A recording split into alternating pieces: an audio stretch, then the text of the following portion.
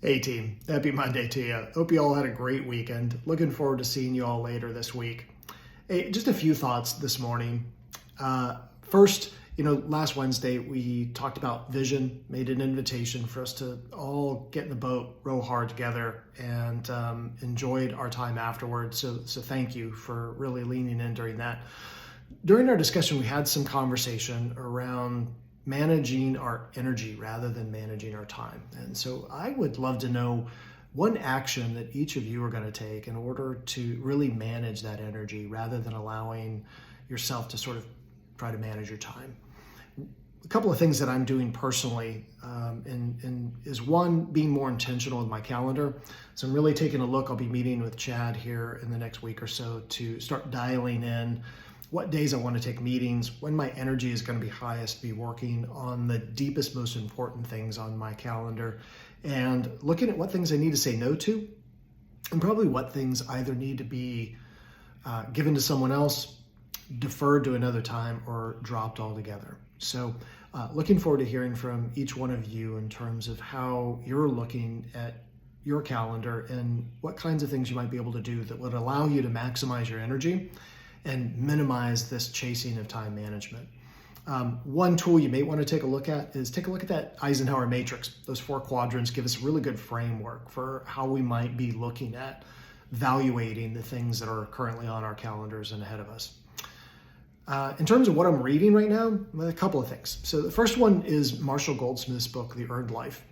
Great book from a world-class executive coach. He's worked with some of the top people in the world, and just a unique perspective, both looking back as a 70-some-odd-year-old person and reflecting on how he chased after certain pursuits and accomplished some of the things that he did in life, but also looking forward in terms of what does he want to accomplish before he dies. And it's given him a unique perspective, I think, that he shares in terms of sort of 2 things that I took away from the book. One is, really living a life of fulfillment rather than a life of regret. And so regret is often this underwriting, repeating tape in the back of our mind in terms of looking at what we didn't do, rather than putting those things aside, looking at this way of renewal and moving forward and really living a life of fulfillment. That was one. And then 2 was sort of this 3-tiered approach in terms of most people looking at their ambitions and then their actions that they have to take in order to accomplish those ambitions. And he challenges that really what we need to be doing is adding an aspiration above that, so that these value-guided things that we want from life, who we want to be in life, will actually guide our ambition and then ultimately dictate the actions that we have to take in order to get there. Great book. I enjoyed it. I'd encourage any of you that are interested to take it, give it a read. Next, I'll be reading a book called Brain Words, and it is how the science of reading is impacting teaching. Extremely relevant book. It came out in 2021. Looking forward to cracking the spine on that one and digging into, I think, a highly relevant topic for our foundation. And then, just for fun, I'll put some links down in the description to these books, but I'll also put this in.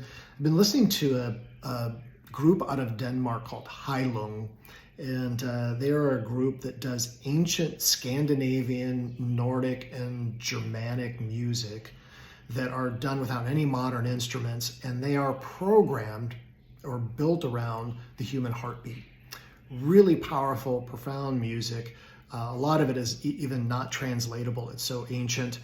And all of these instruments are played on ancient drums, on instruments made from bone, metal, and wood, and then, of course, the human voice, and just a really, really unique blend of things that make for some great music to either work to or relax to. So anyway, I hope you're all having a great week, and I look forward to talking to you.